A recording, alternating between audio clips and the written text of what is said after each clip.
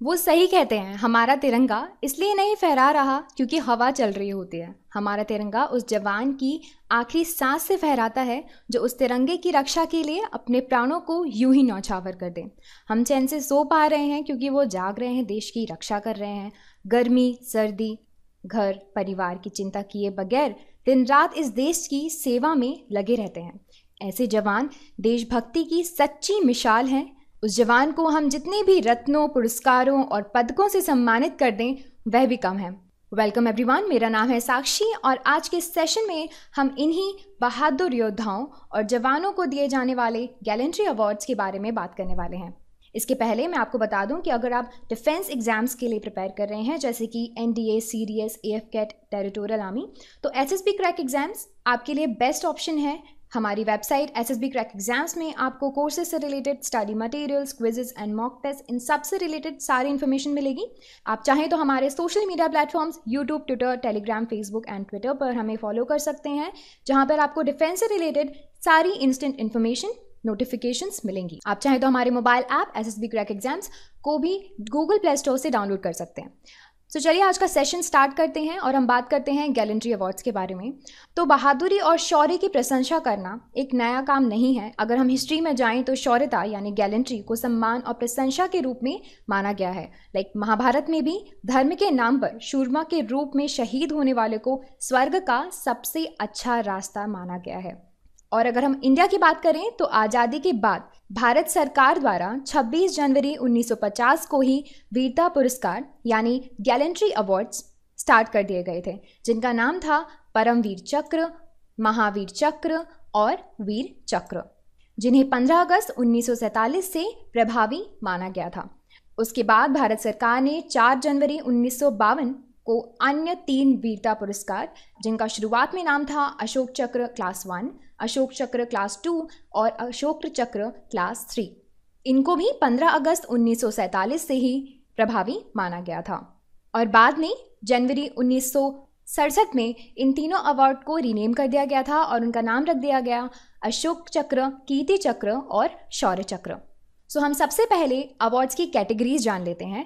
सो इन awards को 2 categories में divide किया गया है। पहली कैटेगरी है वार टाइम गैलेंट्री अवार्ड्स, जो कि नाम से ही आपको समझ जाना चाहिए, जो कि युद्ध के टाइम पर अगर कोई शौर्यवीर अपनी वीरता दिखाता है तो उसे वॉर टाइम गैलेंट्री अवार्ड्स दिए जाते हैं।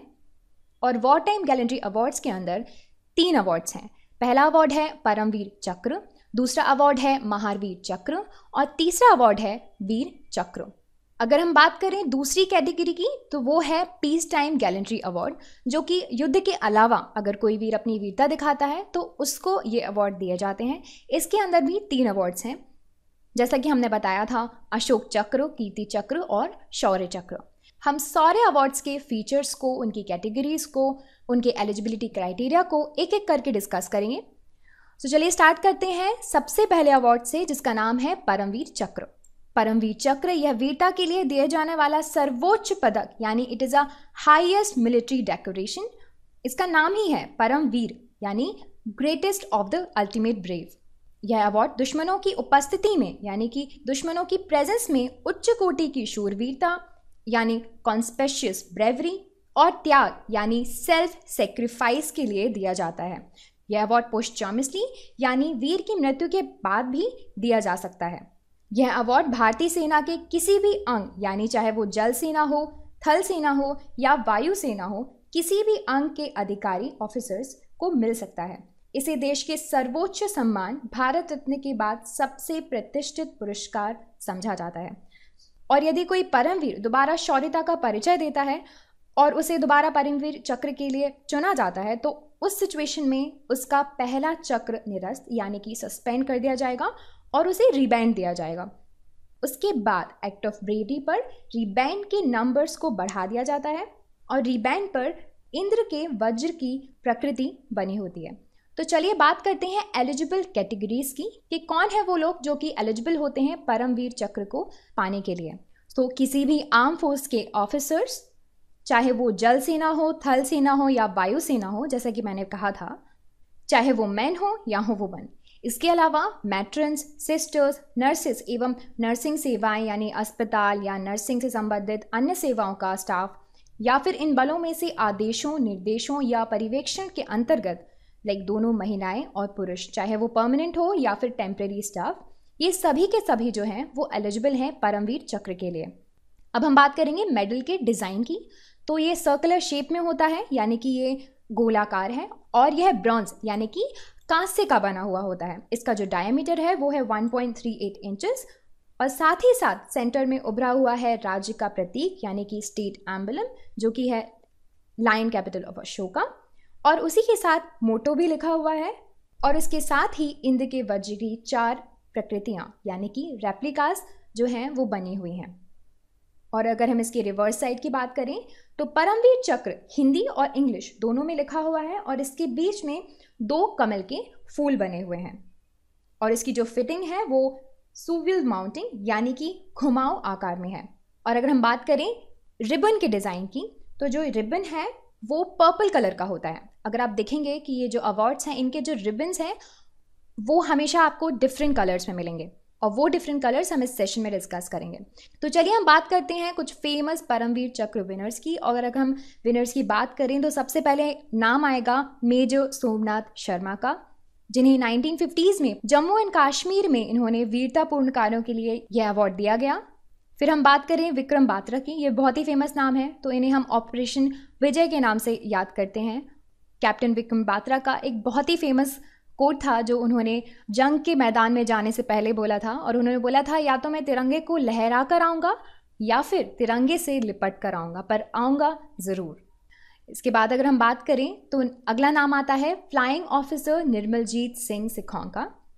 इन्होंने इंडिया पाकिस्तानी वॉर 1971 में बहुत ही बहादुरी के साथ दुश्मनों को मुंहतोड़ जवाब दिया था। ये तो हो गई परमवीर चक्र विनर्स की बात। अब हम बात करेंगे महावीर चक्र की। महावीर चक्र सेकेंड हाईएस्ट मिलिट्री डेकोरेशन माना जाता है। यह वरीयता में यानी कि प्रेसिडेंस में परमवीर चक्र के बाद आता है। इस अवार्ड को पॉस्चमसली भी दिया जा सकता है। तो बात करते हैं इसके एलिजिबल कैटेगरीज की। तो इसके एलिजिबिलिटी क्राइटेरिया सेम है परमवीर चक्र की तरह, यानी कि किसी भी आर्म फोर्सेस के ऑफिसर्स, चाहे वो जल, थल, वायुसेना हो, उन सभी को ये अवार्ड दिया जा सकता है। साथ ही साथ मैट्रन्स, सिस्टर, नर्सेस यानी नर्सिंग सेवाएं एवं अस्पताल या फिर नर्सिंग से संबंधित कोई भी सेवाएं या फिर स्टाफ या फिर इन बलों से आदेशों, निर्देशों या पर्यवेक्षण के अंतर्गत दोनों महिलाएं या पुरुष, चाहे वो परमानेंट हो या टेम्परेरी स्टाफ हो, ये सभी के सभी एलिजिबल हैं महावीर चक्र के लिए। अब हम बात करें इसके डिज़ाइन की, तो ये भी सर्कुलर शेप में है, ये भी गोलाकार है, पर ये जो अवार्ड है ये सिल्वर का बना हुआ है, ये ब्रॉन्ज का नहीं बना। महावीर चक्र स्टैंडर्ड सिल्वर का बना हुआ था। इसका जो डायामीटर है ये भी 1.38 इंचेस का है। इसके फ्रंट में 5 कोनों वाला उभरा हुआ तारा यानी कि 5 पॉइंटेड हेराल्डिक स्टार जो कि रिम को टच कर रहा है वह बना हुआ है।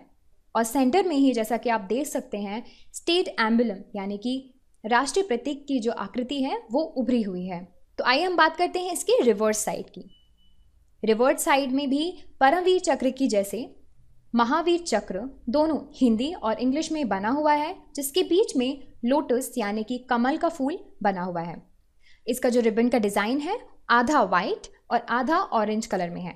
ये तो बात हुई महावीर चक्र के फीचर्स की, पर हम बात करें अगर महावीर चक्र के विनर्स की तो नाम आता है ब्रिगेडियर एम उस्मान का, जिन्हें जम्मू एंड कश्मीर में वीरता के लिए 1950 में सम्मान प्राप्त हुआ था। उसके बाद लेफ्टिनेंट केशिंग क्लिफोर्ड नामग्रम, जिन्होंने अपना योगदान कारगिल वॉर के समय में दिया था, और कैप्टन अनुज नायर, इन्हें भी हम कारगिल वॉर के समय से याद करते हैं। इन सभी को महावीर चक्र प्राप्त हुआ था। वो कहते हैं ना, जो जीते हैं देश के लिए वो देश के लिए अपनी लहू लहराते हैं, माँ भारती के चरण में शीश चढ़ाकर देश की लाज बचाते हैं। ऐसा ही काम इन 3 महावीरों ने किया था।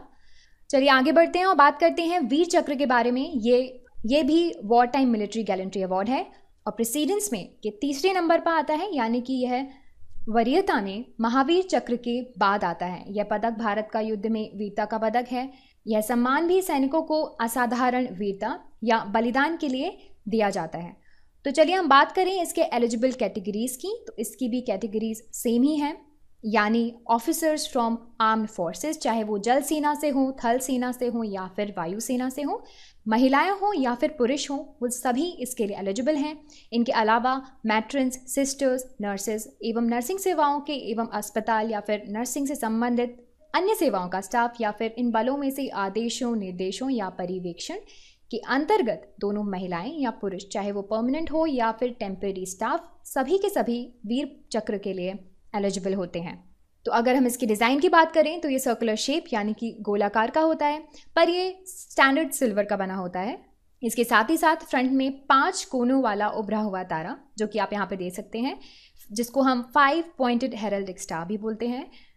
और वह स्टार जो है वो रिम को टच कर रहा है यहाँ पर सेंटर में, जैसे कि आप देख सकते हैं कि स्टेट एम्बलम है, उसके साथ उसका मोटो है, और जो स्टार है वो पॉलिश्ड है, और जो पूरा का पूरा सेंटर पीस है वो गोल्ड गिल्ड में बना हुआ है।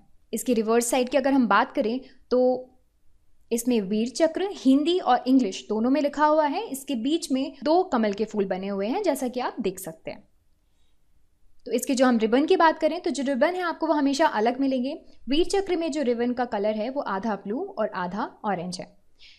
तो चलिए हम बात करें फेमस वीर चक्र विनर्स की। तो सबसे पहला नाम और सबसे बेहतर और रीसेंट एग्जाम्पल इनके अलावा हो ही नहीं सकता। इनका नाम है विंग कमांडर अभिनंदन वर्धमान। जैसा कि हम सभी जानते हैं, इंडिया पाकिस्तानी स्टैंड ऑफ 2019 में इनको पाकिस्तान ने कैप्चर कर लिया था, और पाकिस्तान ने इन्हें कैप्चर किया था 60 घंटों के लिए। हाल ही में इन्हें वीर चक्र दिया गया है। इसके बाद अगर हम बात करें वीर चक्र विनर्स की तो हमारे पास नाम है नायब सूबेदार चुनीलाल जी का।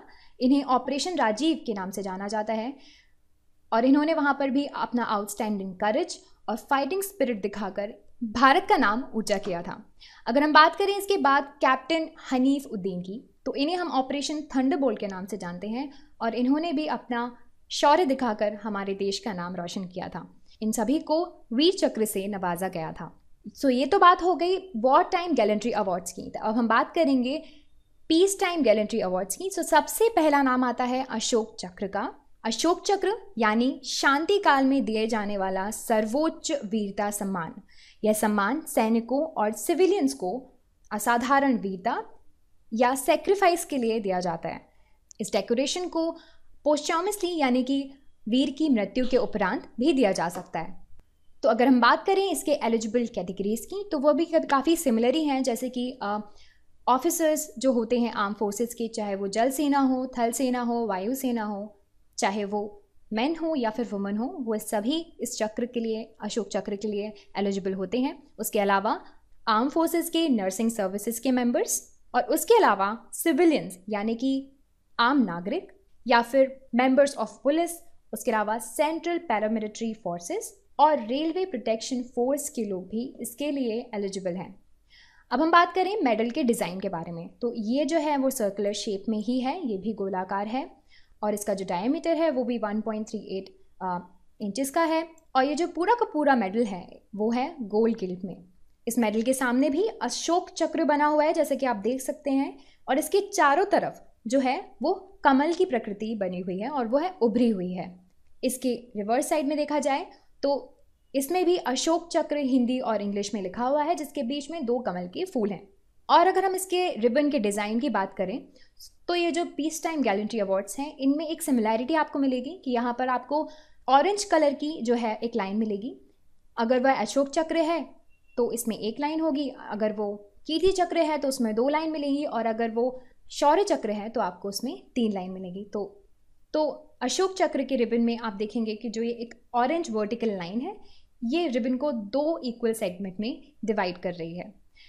तो चलिए हम बात करें फेमस अशोक चक्र विनर्स की। सबसे पहले नाम आएगा हवलदार हंगपन दादा का। ये इंडियन आर्मी के असम रेजिमेंट के सोल्जर थे।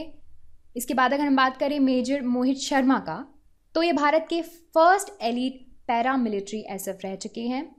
इसके बाद अगर हम बात करें मेजर संदीप उन्नीकृष्णन की, इनको तो हम सभी जानते हैं, जो मुंबई अटैक हुए थे उसके समय में मेजर संदीप उन्नीकृष्णन जी शहीद हुए थे। इनको देखकर वो कहावत होती है ना, शेरों के पुत्र शेर ही जाने जाते हैं और लाख के बीच फौजी पहचाने जाते हैं।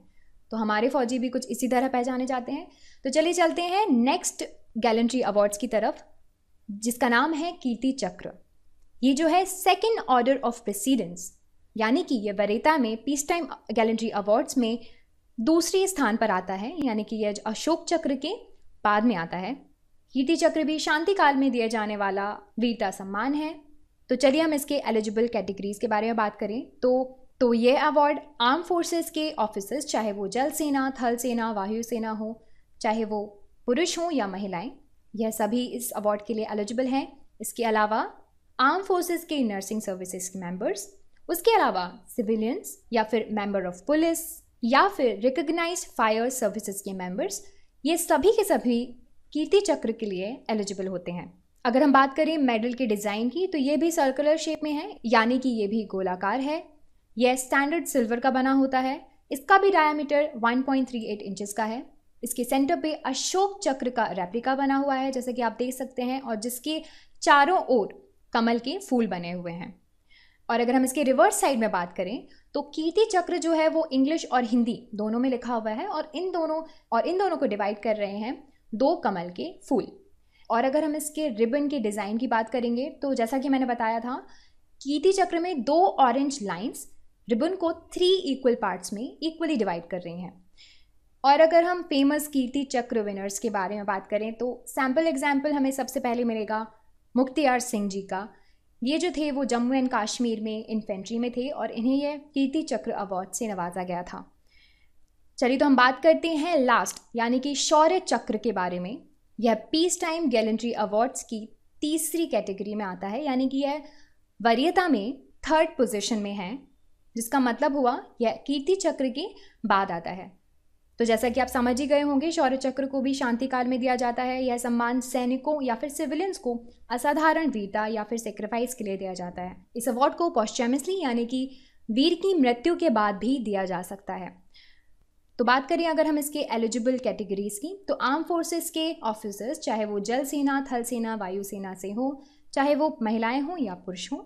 इसके अलावा नर्सिंग सर्विसेज के मेंबर्स, और उसके अलावा सिविलियंस या फिर मेंबर्स ऑफ पुलिस या फिर सेंट्रल पैरामिलिट्री फोर्सेस के ऑफिसर्स या फिर मेंबर्स या फिर रेलवे प्रोटेक्शन फोर्स के लोग, ये सभी के सभी जो होते हैं वो एलिजिबल होते हैं शौर्य चक्र के लिए।